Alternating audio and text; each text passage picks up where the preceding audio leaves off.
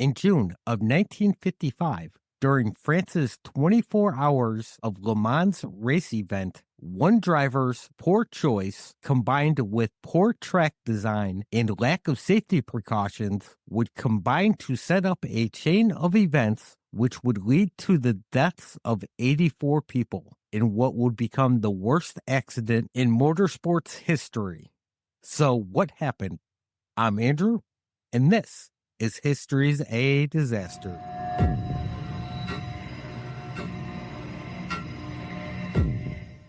Tonight, we are taking a dive into the tragedy that occurred during the 24 Hours of Le Mans racing event in 1955. It was the worst crash in motorsport history that would end up getting racing banned in multiple countries. The 24 Hours of Le Mans is a race focused on endurance, meaning it's not about who has the best times, but who can go the furthest in 24 hours. It is considered one of the most prestigious races, along with the Monaco Grand Prix and the Indy 500. The race is organized by France's largest car group, the ACO, and is held on the Circuit de la Sarthe, which is a combination of public roads and dedicated racetracks located in Le Mans, France. The race, obviously, lasts for 24 hours, and the winner is whoever goes further. Car makers and their race teams had to find a balance between speed and the ability of the car to run for 24 hours without failing. Too much time in the pit could be the difference between winning and losing. In 1955, the three most anticipated teams were Ferrari, Jaguar, and Mercedes-Benz. All three teams were past champions, and all three had new and improved cars in the race. Mercedes had just unveiled their new 300 SLR, which featured an ultra-lightweight body made from a magnesium alloy. However, instead of using the more effective disc brakes like Jaguar used, they opted to go with a drum brake and an air brake, which could be raised or lowered to slow the car down by increasing drag. And that just sounds like a really stupid idea. Air brakes are typically used in aircraft to slow the speed of the craft down by the increase in drag. Doesn't really sound like something you'd want in a vehicle where you need to slow down or stop right now. But what the fuck do I know? I don't even change my own oil. Other than two small changes to the track to make it shorter and the streets wider, the track was largely unchanged since the race began in 1923, which sounds great. You race it enough, you know the roads, right? Which, that's all fine and good. However, the average speed of the race in 1923 was 60 miles per hour. The average speed in 1955 was 170. Roads made when cars were slower are not exactly ideal for speeds almost tripled for what they were made to handle. The most major changes were made when the grandstands and pits had been rebuilt, but they did not put up any kind of barricades between the track and the pits, and just a 4-foot earthen bank between the spectators and the racetrack. So basically, the people watching had a pile of dirt between them and the speeding cars. Oh, and the cars had no seatbelts, because apparently being thrown from the car was preferred to being trapped in the car that was possibly burning. All the cars were open-topped, so in a way, it makes sense. I mean, I could be wrong here, but in the event of a rollover, being ejected might be more survivable than being strapped in a convertible. Either way, it's not going to be a good day for the driver. The start and finish line was the most exciting place to be. It was also the most dangerous. This was where the quarter-mile pit area of the track was. The area was extremely narrow with no separation from the main track and the pit.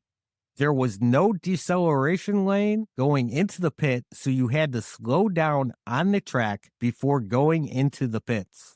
And to top this all off, as drivers came into this area, they had to deal with this weird right turn coming in. On Saturday, June 11th, at 4 p.m. exactly, the French flag dropped. The drivers ran across the track and hopped into their waiting cars for a standing start. Juan Fangio's luck failed as he hopped into his car. His gear shift got caught on his pant leg, causing him to start in the rear. Eugenio Castelletti took an early lead in his Ferrari, setting a new record for his first lap. Mike Hawthorne in his Jaguar pushed ahead to slide into second place. Juan fought through his first 2 laps to finally take third as he finished his third lap. These 3 would set 10 new lap records in the first 2 hours of the race. They set a fast pace, more like a Grand Prix. The crowd grew excited. They were all over, standing on tables and chairs, all to get a better view over the dirt pile. Half an hour into the race, they were going so fast, they were starting to lap the slower cars on the track. 70 minutes into the race, Eugenio fucked up and nearly lost control of the car. In his struggle to regain control, Mike and Juan passed him to take the lead. They fought each other hard to take and keep first place. Juan would get ahead, only to lose the lead. By lap 18, he took and held the lead longer. Mike was pissed and pushed ahead harder to take first again. His only thought was to get ahead and stay ahead. Nothing else mattered. Going into lap 33, Mike was signaled to refuel and change drivers. On the upward slope leading to the pit straight with the grandstand approaching, he lapped Pierre's Mercedes for the first time and began to gain rapidly on a slower car that he had lapped 3 times already, Lance Macklin's Austin Healey. Lance, traveling at 135 miles per hour, had seen him coming in his rearview mirror and moved to the right to let him pass by. Mike overtook him and then signaled he was going to pit. He swung back in front of Lance suddenly as he slammed on his brakes for his pit entry. This forced Lance to slam on his brakes. Realizing he was about to rear-end the Jaguar, he swerved left to avoid it. Unaware, this would put him directly in the path of Pierre's Mercedes, flying up at over 120 miles per hour. Pierre had no time to avoid what was coming. He threw up a quick hand signal to Juan, who was coming up behind him, to slow down. Pierre's Mercedes collided with the sloping rear of the Austin Healey at nearly 150 miles per hour and was launched into the air. Lance could feel the heat from the Mercedes exhaust as it passed over his head. The Mercedes would roll end over end for 300 feet as Pierre was thrown from the car, dying instantly as his skull was crushed between the car and the pavement. The car bounced off the dirt pile meant to protect the spectators before it crashed into a concrete stairwell and exploded, sending shards of hot metal hurtling into an open public enclosure next to the grandstand. Spectators on both sides of the track said that the impact sounded like a bomb going off. The grandstands turned into screaming chaos. The huge impact had torn the engine and front axle from the car and sent both of these large pieces, along with the hood which had torn loose, slicing through a shoulder-to-shoulder crowd. 50 people were killed in an instant, many of them decapitated as the hood spun through the crowd. The engine and axle would travel nearly 300 feet through the grandstands, crushing anyone in its path. The burning chassis of Pierre's Mercedes sat atop the embankment, his dead body below. Marshals sprayed water on the flames, which only made the magnesium components in the chassis burn stronger. It would be hours before the blaze would finally go out. The collision had sent Lance's Austin Healey spinning backwards through the pits. It ran down a cop, a photographer, and 2 race officials, all 4 seriously injured. Surprisingly, Lance exited his vehicle unhurt. Juan, who had been coming up behind Pierre, had cut such a tight path through the crashing vehicles that a streak of green paint from one of the British cars was later found on his Mercedes. He would later say that Pierre, by raising his arm in warning right before the collision, had saved his life.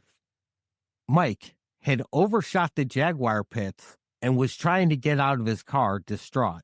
Because the rules prohibited driving backwards, team manager Lofty England ordered him back into his car to do another lap before handing the car over to teammate Ivor Boob. The entire area was in chaos as panicked spectators attempted to flee. Cops and volunteers fought against the crowd as they made their way to the scene. Advertising boards were ripped down to be used as stretchers. Doctors on hand dealt with the dead and wounded. Priests went through the crowd, offering last rites to the dead in French and German. In the Mercedes pit, driver John Fitch was standing, suited up and ready to take over with Pierre's wife. They watched the whole thing as it happened. Pierre's severely burnt body still lay on the pavement in full view. A cop would eventually take down a banner to cover it. The Mercedes team urged a withdrawal from the race, but the team manager did not have the authority to do so. Within a half hour of the crash, the news was reporting 48 confirmed deaths. That number would continue to rise. Race officials let the race continue. They would later issue multiple reasons for not canceling the race, from either not having the authority to fear that the gathered crowd leaving all at the same time would clog the roads and prevent medical personnel from reaching the area to help.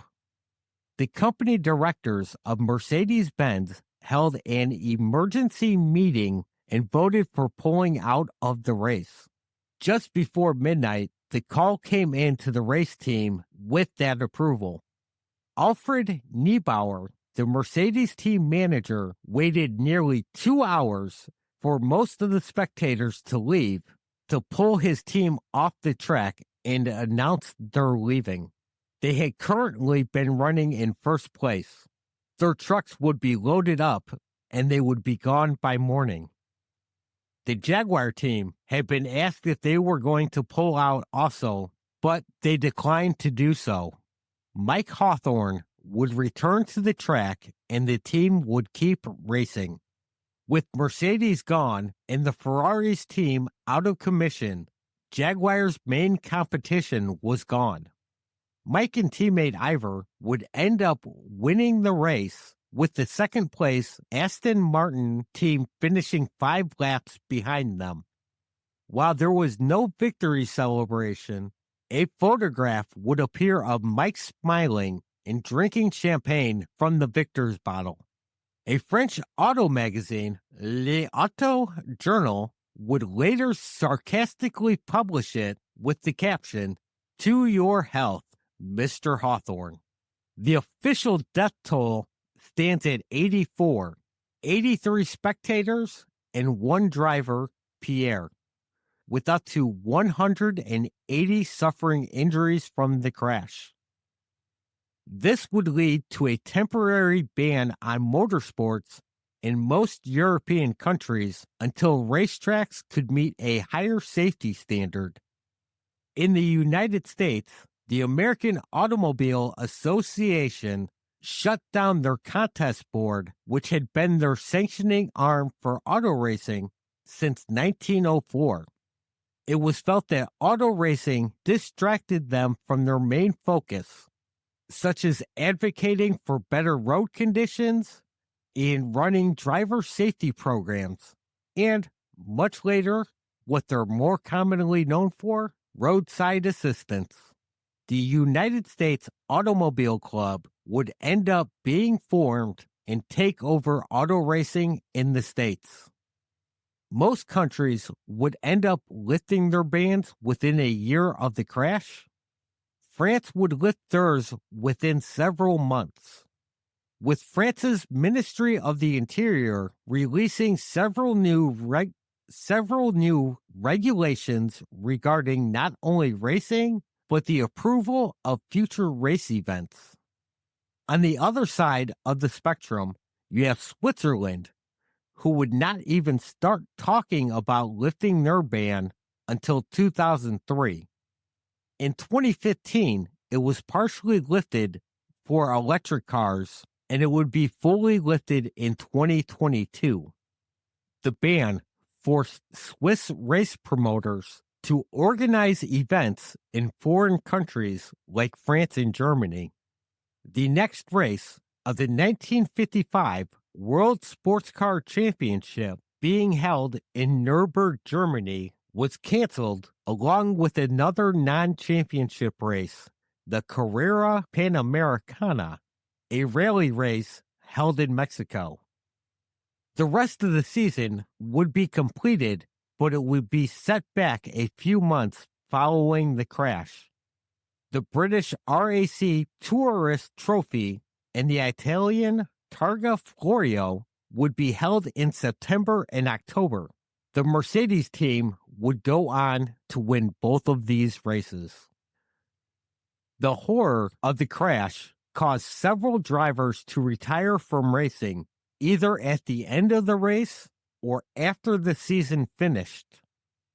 The grandstands at the Le Mans track by the pit would be taken out for following races. The weird right-hand turn would be straightened out, and a deceleration lane would be added to the entrance of the pits.